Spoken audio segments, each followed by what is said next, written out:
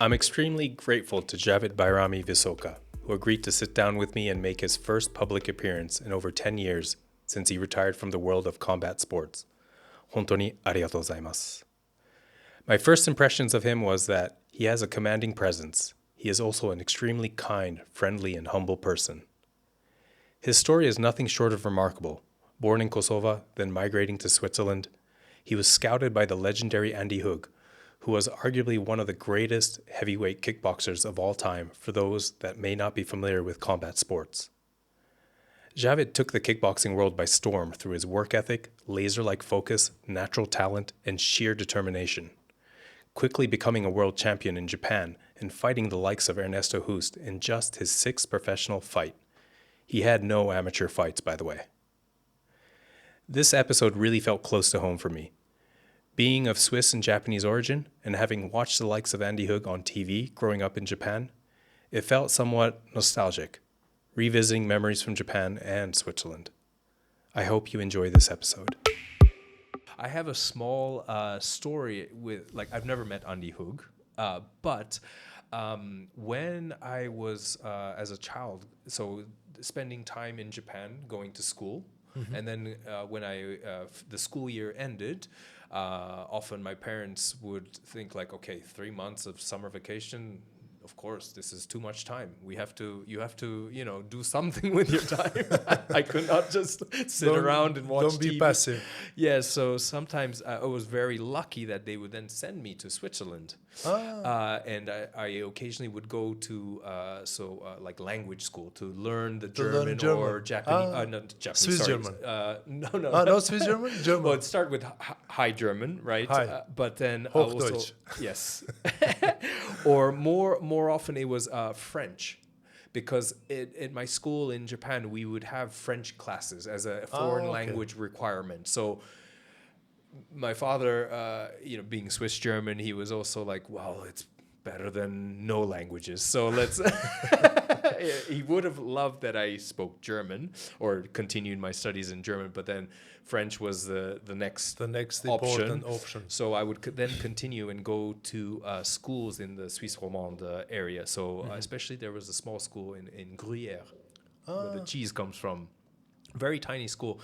And there I met, it was that school, or there was maybe another one. I might be getting the two schools confused. But long story short, I met a Swiss-German kid from Luzern, who happened to live on the same street as Andy Hug. No. Yes. From Horf?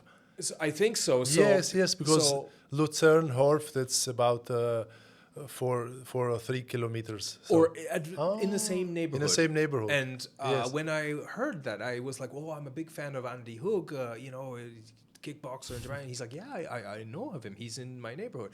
So I asked him to get me a signature. Oh, really? And then did you get it? So yes, and then when we parted ways, and then at the end of these summer camps, you get a directory with all the students' addresses, and because at that time there wasn't even email, I think. But and then in the post, he sent me the signature, and it was basically too cute. Andy Hug, and I had that framed in my room. So big present. I was like, wow, this is such a small world, and for someone to kind of idolize or see, because also I think at the time in Japan there were not many Swiss athletes competing at the highest level in different sports, right? I think he was the only one, probably even from Europe. Yeah. So very successful. So. So then to be able to get this signature, sure. I was like, oh my God, kind of the luckiest kid on the planet, So I can imagine. But let's kind of dive into sort of. I would like to think that you have very fond memories of Japan. I have the best memories, and I had a very great time in Japan. I'm very thankful that I had the opportunity to be in Tokyo in that time. Let's say it was the best time in my life when I can spend somewhere outside of Switzerland, because K1 that time was one of the successful organization in Japan, and Tokyo was place where you have to be if you want to do something great, if you want to prove yourself, so you need to be there. So and I was a lucky one to have the opportunity to live in Tokyo and to show myself. So it was the mecca of combat sports in some ways, right? Exactly. So when was the first time that you visited Tokyo? I went to Tokyo in February 96. Oh, wow. In February 96, when I was traveling, I was thinking I'm going to a different planet because I would imagine. because the flight took so long, and then I had for the first time have to fly over almost 14 hours. So and I was completely curious and very excited to see a different place. But when I arrived in Tokyo, it was something which I will never forget in my life, to see so many people and so many people and so silent and respectful. That was something which I was thinking it's really, I was feeling like I'm in a different planet. So but as I said, it was for me a very big chance, very big moment to start something which I was honestly I never dreamed or have looking forward to do something like that. So everything changed when I met Andy in Switzerland. Okay. So Andy was that time was a superhero. He was very popular in Japan, and I wanted to go also. So when I went to Japan, then I saw how famous and how great man it's Andy, and with his charisma, with his he was a very successful sportsman in karate, and after moving to K1. So it was for me a very big chance to start a new life and to do something which I was never dream it, but I'm happy I did it. Yeah, that's incredible. Before we kind of dive into sort of how you maybe discovered martial arts, just to kind of sticking with Japan, like certainly the competition was probably undoubtedly a highlight, but more on the kind of fun, maybe even just being a tourist. What were some of the fondest memories? Like, what was your favorite Japanese food, or like your favorite like touristic site? Do you have any of these that stick out? Of course, because it was for me every day was something new. Every step I was moving in Tokyo for me was exactly something new, and I was very curious to know more about the Japanese culture and to see how the people are, how the food tastes. But every day was a new challenge, and I enjoyed it so much. My favorite food, I love the noodles. Okay. And sushi, of course, it's something very special because you can eat everyday sushi, and this is not enough because it's very fresh. And also yakiniku, which is also something, or sashimi. Yeah. It's very fresh also. Yeah. Or it calls shabu shabu, also the meat with vegetables cooked in a water. Yes, in the hot pot. In a hot pot, yes. And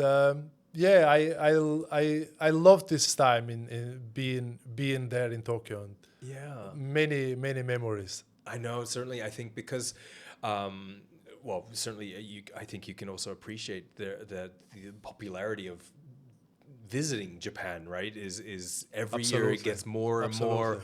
I think within the Balkans, more people are starting to visit Japan. Not just Tokyo, but like Kyoto, Osaka, all these other cities. And myself, like being from there, every time I go back or try to visit, I'm also kind of experiencing a culture shock. And I really mean, because it's, as you've experienced it, it feels like it's evolving every day. The technology, for example, how crowded it is, but somehow organized. But then you have skyscrapers, and then the oldest shrine next to it. There's such an interesting dynamic, right? Yeah, that's something which made Japan special, because you see their every day something new. People are so so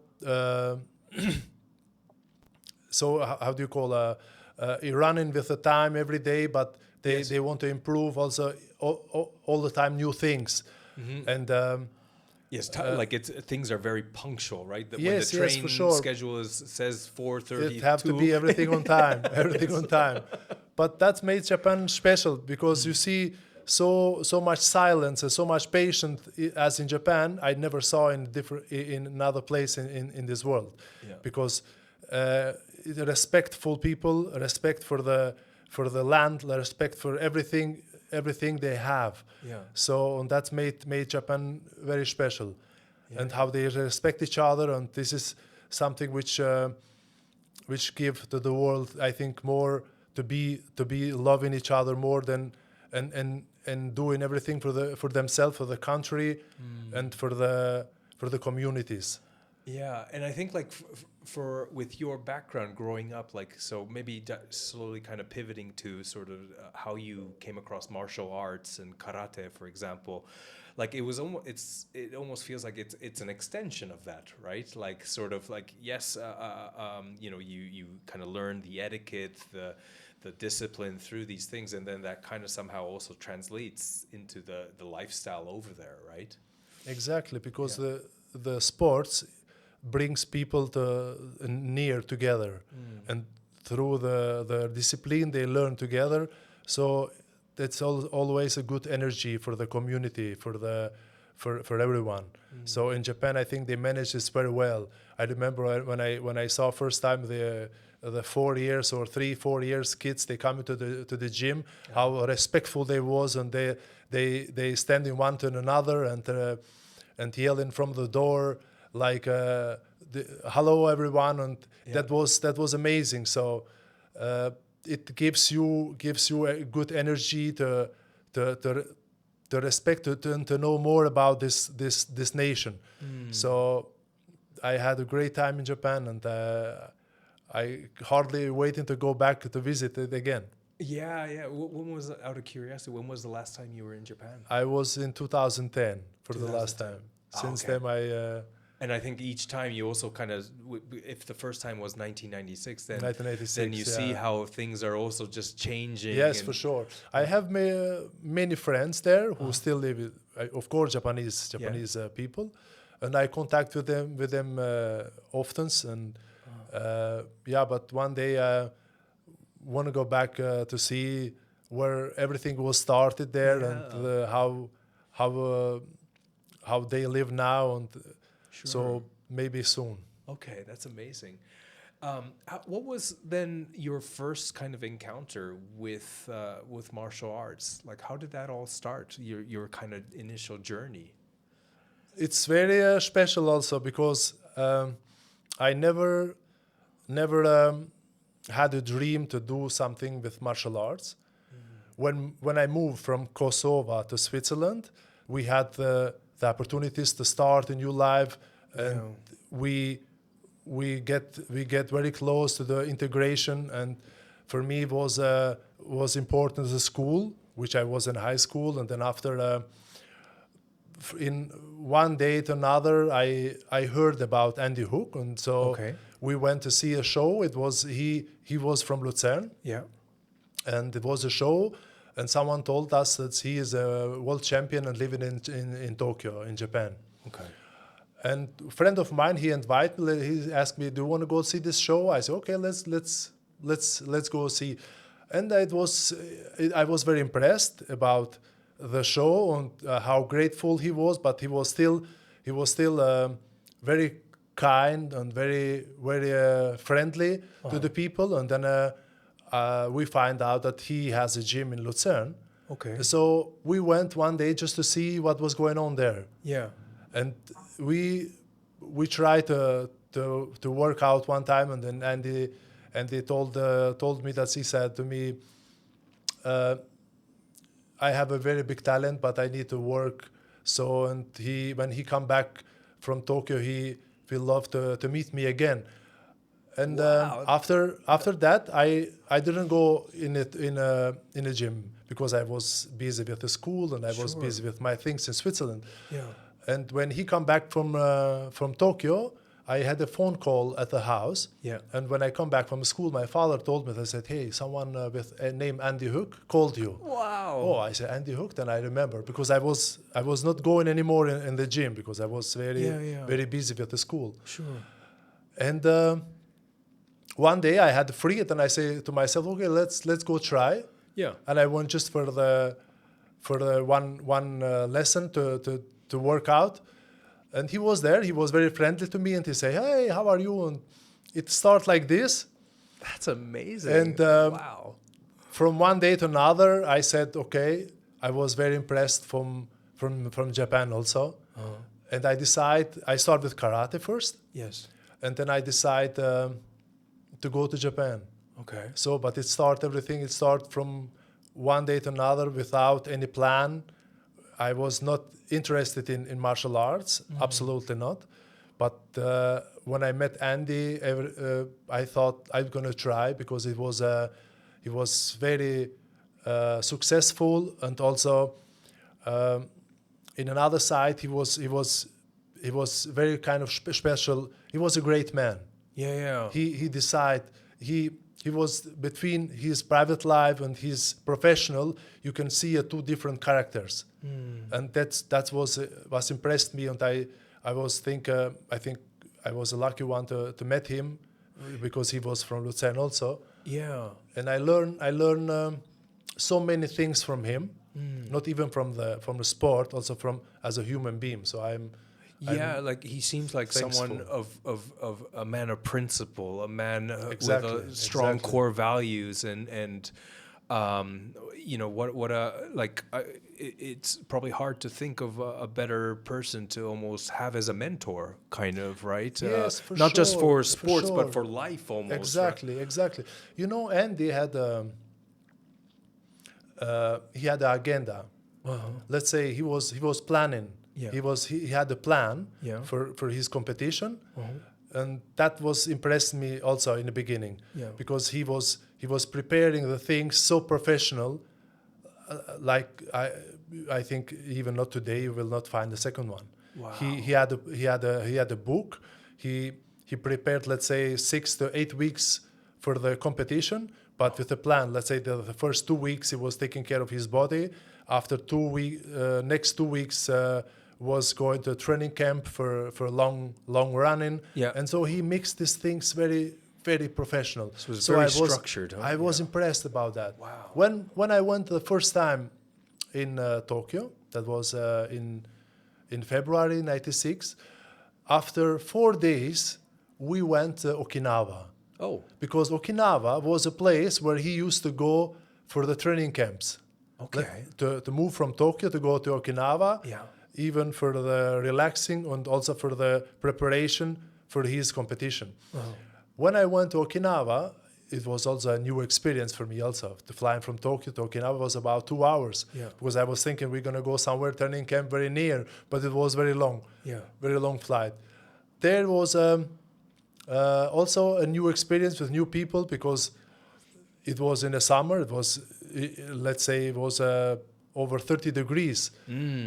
And we wake up 4:45 in the morning to go start running in 5 o'clock in the morning. I guess because it's the coolest time of the day. Exactly. Near there where we went for running, it was a park, and 5 o'clock in the morning, I saw so many people, maybe 100 of them. Yeah. It was mostly of the old people. Yes. They was walking, they was running in the morning. Then I was shocked. I was asking people, what are they doing here so early in the morning? So I saw a nation was very active.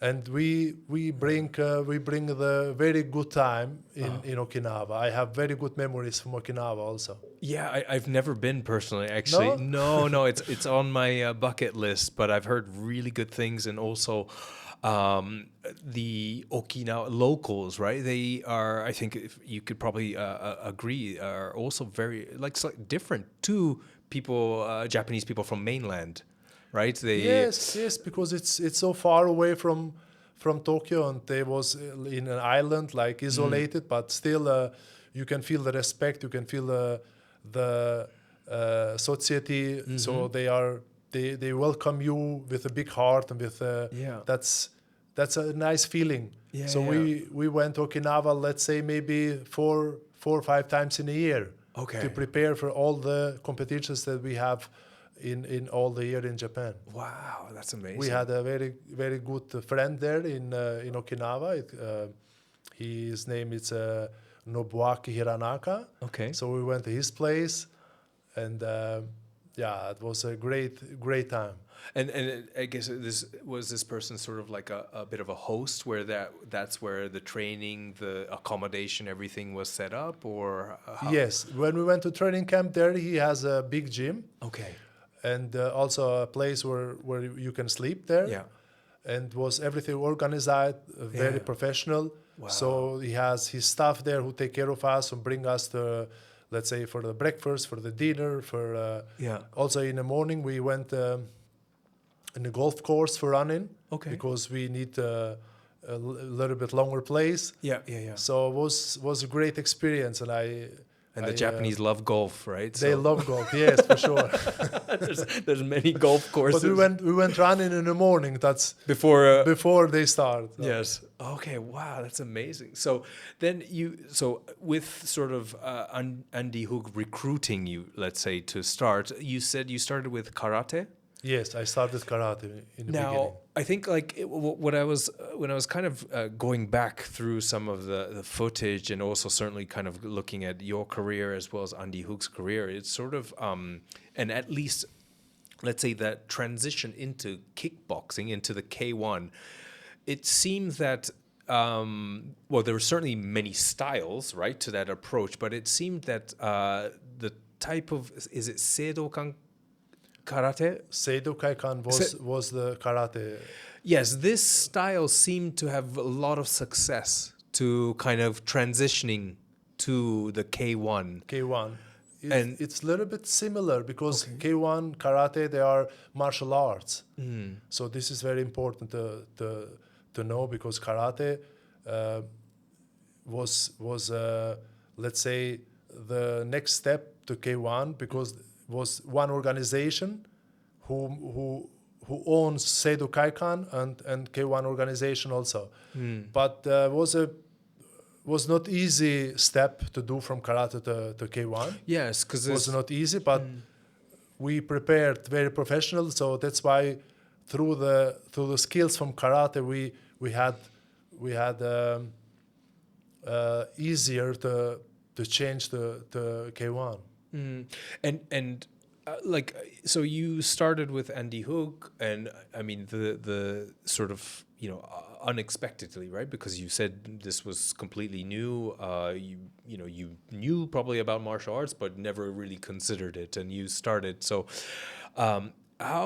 at what point was it, as you said, you wanted to also see what Japan was about, hearing these intimate stories with Andy Hook. At what point did you decide to start fighting versus practicing the martial art, and sort of I don't know if there's a moment that you can define, but okay, this is something that I really want to do. Was there sort of a kind of a clear moment in your mind?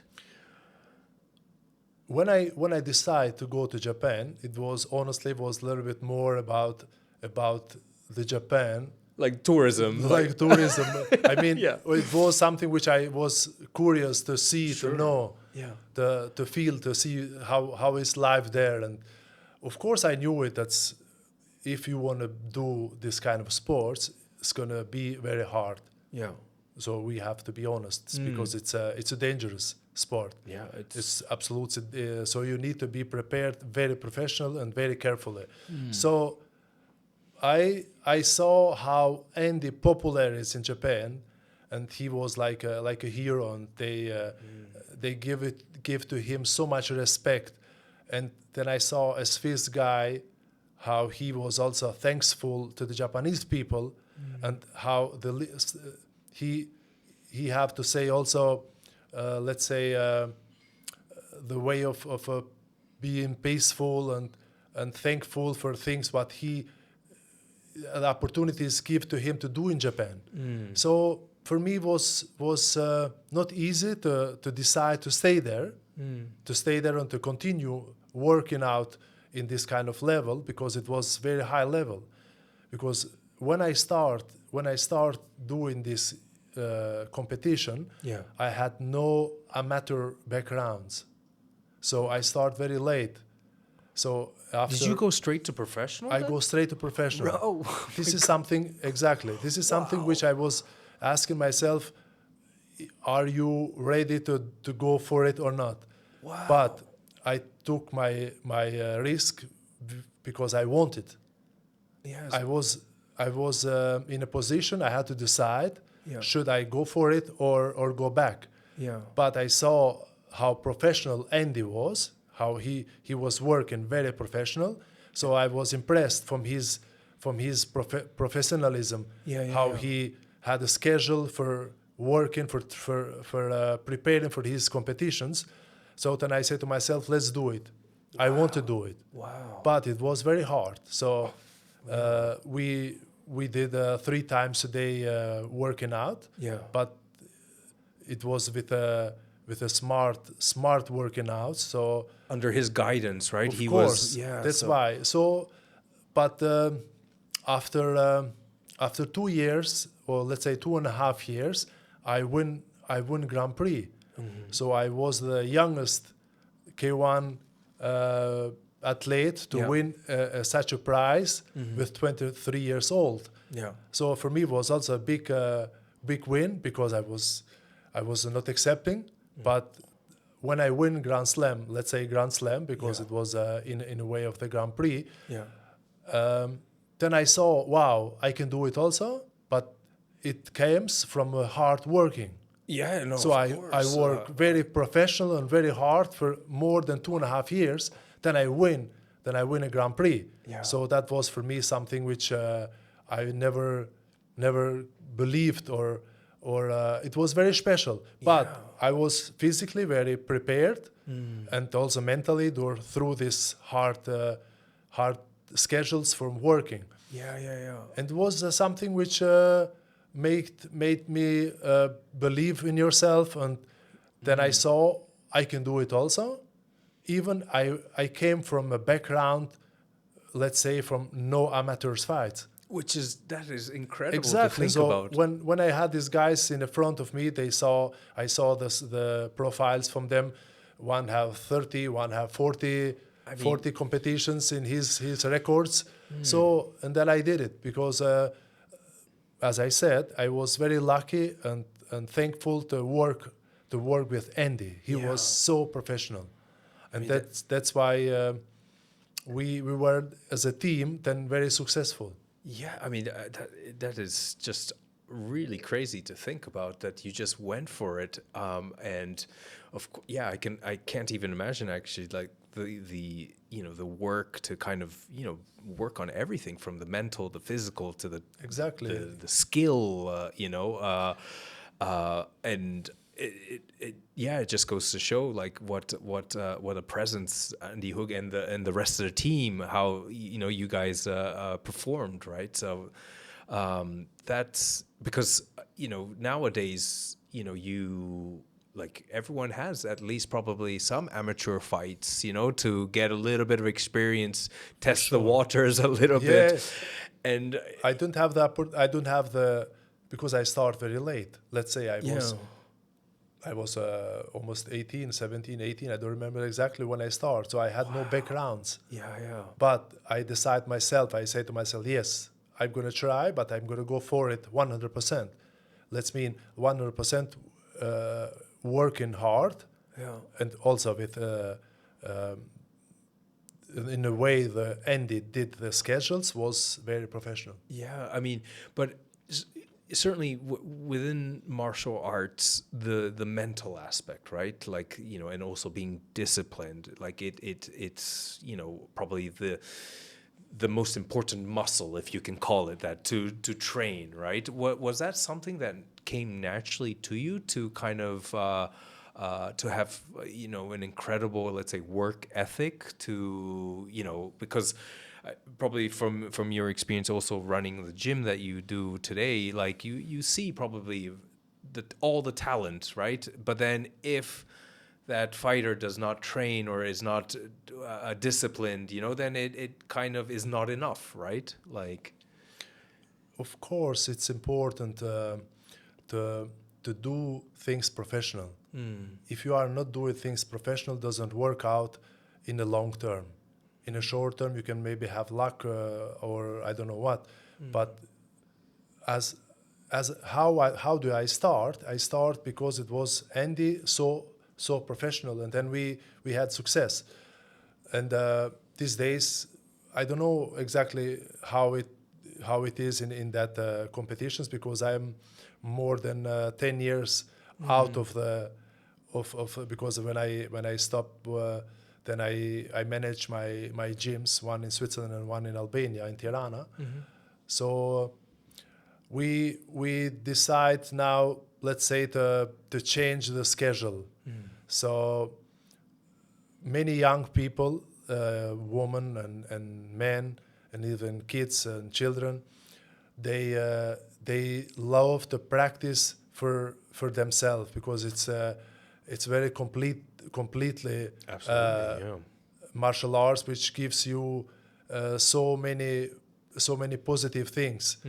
And we change a little bit the strategy. So we offer this more for fitness, for self-defense, for self-control, for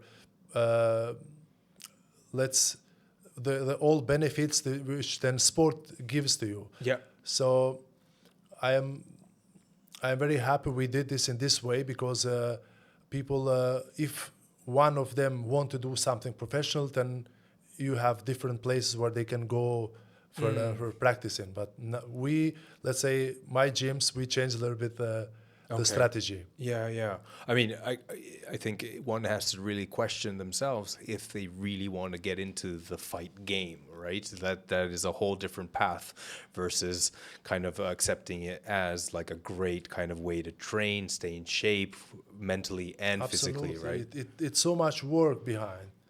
It's so much work behind. That's why, for me, we decided not to continue in that kind of level, because it's something which it costs so much time and also responsibility to do this, and we changed, let's say, to lifestyle fitness, and it's very good. I mean, it's also something that I think maybe professional sports, right? Being a professional athlete, I think people often overlook again that, because you're professional, and they see sort of, let's say, big muscles and being in shape, meaning, oh, that person is very healthy. But what you were doing, and especially in the context of combat sports, you're sacrificing your health, literally, right? Like it's such a crazy adventure or endeavor, right? It's not, I mean, so much is on the line, especially when you're fighting, right? For sure, but don't forget, martial arts, it gives to you the opportunity to protect yourself. So that's why I choose this kind of way of competition, because you can have the distance, you can protect yourself, you can defend yourself. Yes. But you need to be prepared for that. The everyday workout, that's why you practice and you do things which protects you. And as I said, smart working out is very important. So we did take care of the body with weights, and after that technical and stamina and everything was mixed. Yeah. So it's not just to go in place and hit the back and that's it. Doesn't work like that. No. You have many of this kind of athletes who choose this easy way. Easy way, as I said, but the way how Andy Hook did was very hard and very special. So we had a schedule. Yeah. So we had a schedule to work 3 times a day with full program. So body condition and combination and all these kind of things, just to be prepared for all kind of dangers. This can happen to you. Yeah. Look, a football player or a rugby player, or injuries can happen in 1 second. But we had the opportunity, let's say martial arts, give it this chance to you to keep in a distance and to save, to defend yourself. It's not just hitting as, let's say, boxing. For me, it's absolutely complete different. So martial arts, it's kind of a modern sport, which gives to you the opportunity to protect yourself. Yeah, no, absolutely. I think it goes both ways. And in terms of sort of, you mentioned a number of qualities there. Certainly, I think the if we can call it the Andy Hook method or approach, like everything had a reason. There was intent. It was specific. You know, there was not just kind of random kind of programming put together, right? So that's really interesting to hear. Like, it was so focused, and you know, I think there was probably an evolution each time, right? There was information, data recorded. Okay, this worked, this didn't, and then everything. Yeah. Important. Very important. It was to do this combination, to be physically prepared and mentally also. And the way we separate the workouts, let's say 3 times a day, you cannot go 3 times a day 100%. No. So that's why it was something very special, which in the long term not everyone can do it. But we did it to protect yourself. So the way how I did it also,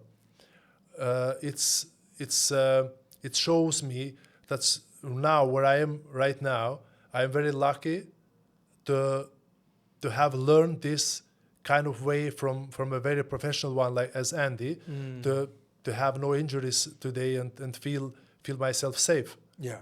That's very important. Like in terms of sort of, I mean, because after all, like longevity is important as well, right? There is the fighter version of you, but then there's also, you know, behind all of this, we're all human beings, right? And so there's the life afterwards, right? And I think that's sometimes, unfortunately, like in your case, where it's, you know, you're in good health, good shape, but there's probably others that that you know as well that are not as fortunate, right? Because the sacrifice was much more than that, right? Because it's such a tough sport. Yes, for sure. But the thing is, how you can handle with let's say injuries, because so far you are active in all kind of sports. You cannot do it without injuries. Yeah, it's going to happen. It's going to happen. So that the way it's how we learn. If you have an injury, you cannot say to yourself, "Stop 3-4 days. I'm going to do nothing." So you have to learn through these injuries to go working out also, and see the points which needs to be fixed, or do waiting or so. That was very good combination of taking care of the body, of the injuries, and be prepared for the competition. And after competition, we took always, let's say, 10 days. Taking care of yourself, go to sauna, do massage or physio, or you understand? That's are the things which prepares to makes you ready for the next competition. If you do nothing, the injuries will stay there. Will get more worse. So it was very important to know how to handle it. Because I think like often you hear, or a lot of times people, you know, as you said, injuries happen. We cannot, you know, we can make our bodies as strong and resilient as possible. But, you know, if you are someone active, whether it is a martial art, or let's say tennis, whatever it is, something will happen, right? Chances are, right? And the solution is not to stop. Right, there are ways to move around it. You don't have to completely stop, and often, you know, whether we call it rehab or not, rehab is a form of training as well, right? Exactly. It's just at a lightest level. Yeah. And then as you gradually train, let's say the tissue, the joint or so, then, you progress onto something that is harder and more difficult, right? But as you said, like, in the beginning, it might be sort of the recovery of using tools like the sauna or cold baths or again, massage or soft tissue exactly. kind of work.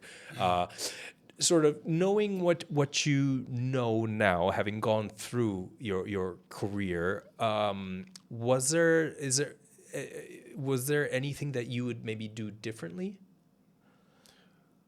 Differently, as in like because things have evolved, right? Like the practice science has evolved, sports medicine. Yes. And then.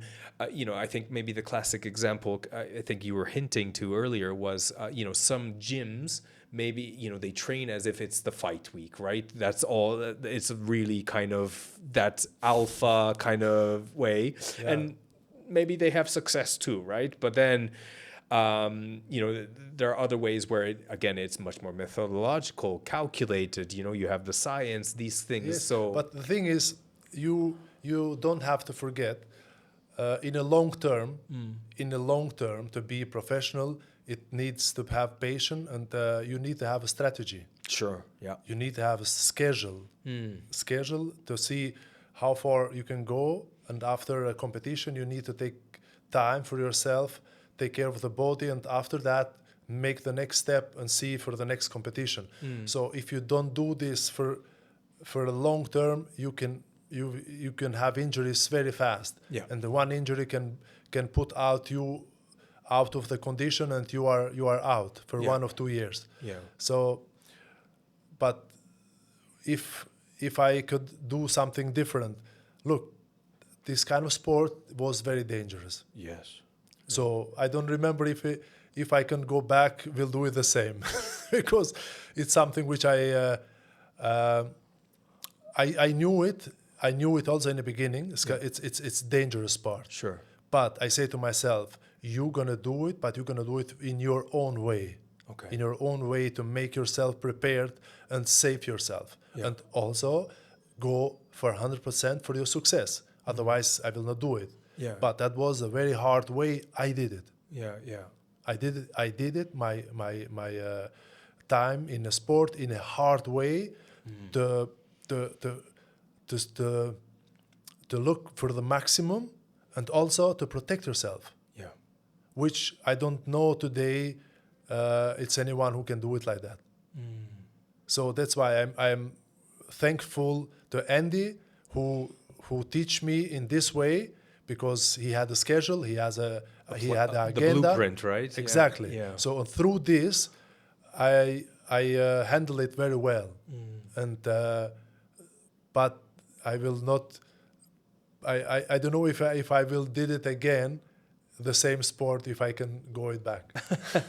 Just kind of a couple more questions just around sort of your fighting career. You've fought some of, including yourself, being like some of the greatest, right? Yes. Like Ernesto Hoost, for example. Mirko. Yeah, Mirko Krokop. What would you say? Martin Holm, Peter Graham. Yeah, Leko. The list goes on. And who would you say was maybe your biggest rival, if you can? Look, when I fought Ernesto, I had 5 times in my starting career. So can you imagine when I start? Oh, so he was your 6th fight, the first time you. That was my 6th fight.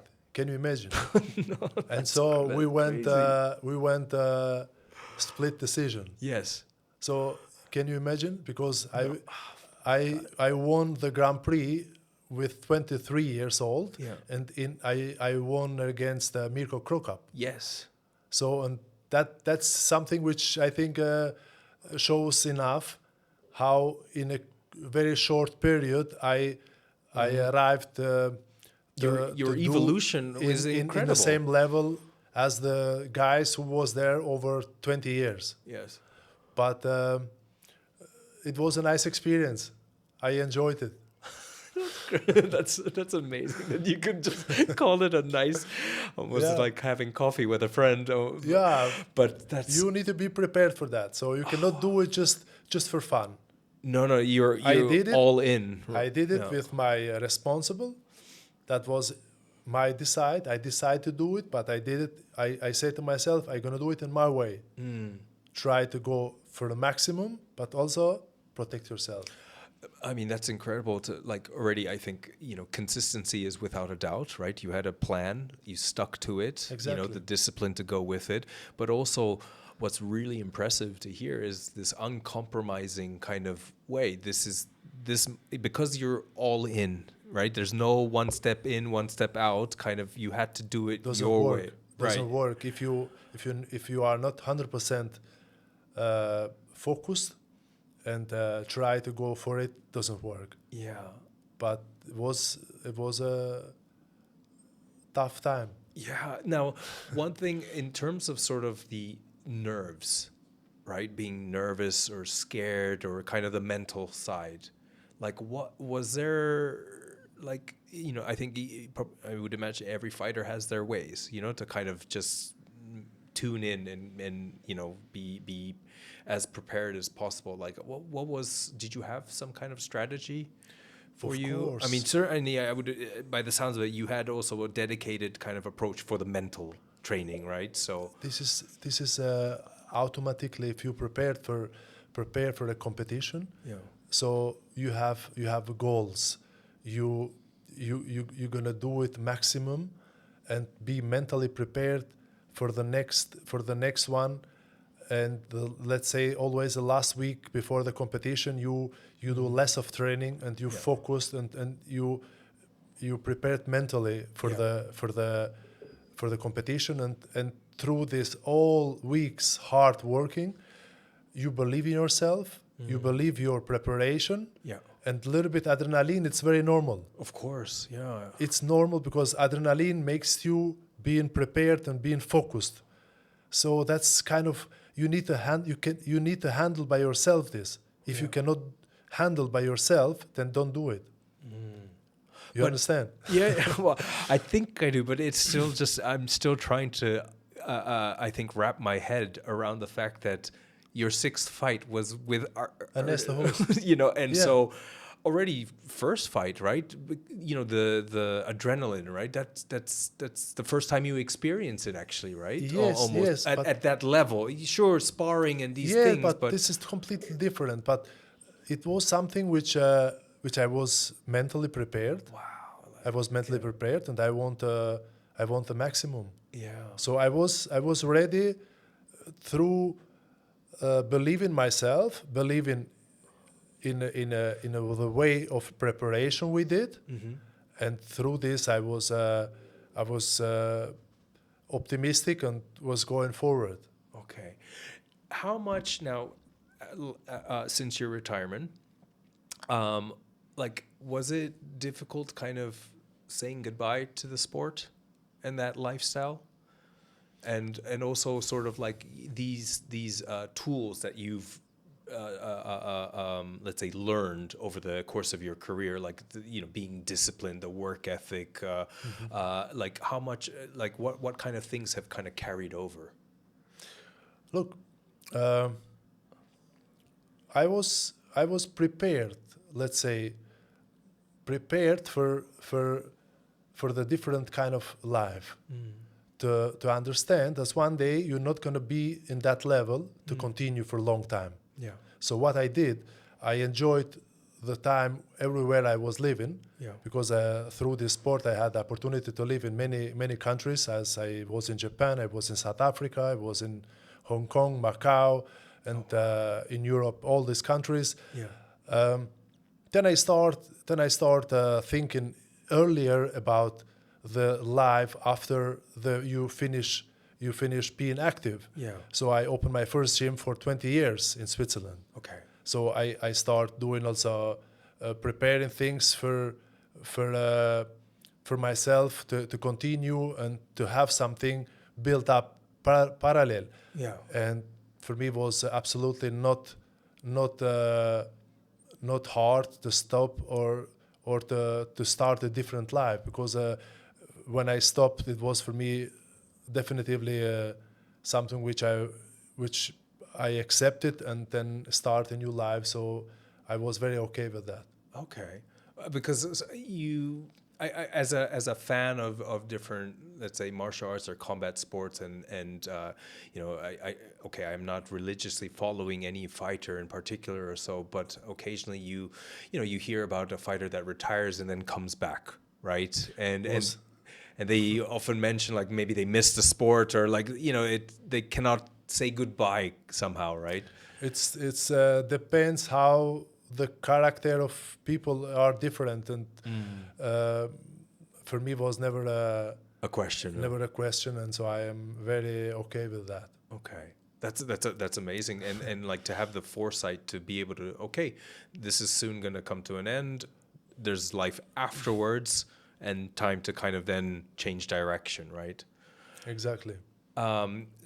What are some of the things that, like, through, again, your like fighting, the training, that you kind of still practice? For example, just, maintaining a certain level of discipline or kind of work ethic. Are there certain things that I take care of myself, for sure. Mm-hmm. This is very normal, because I love being active.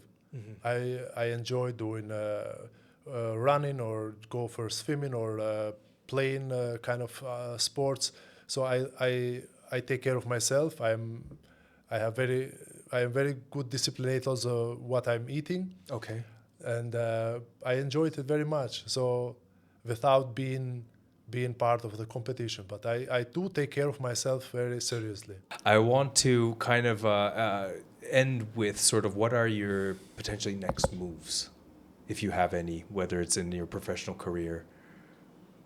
No, as I said, for me it's since 2012. I don't remember now exactly. It's finished. So I changed completely different. I got married.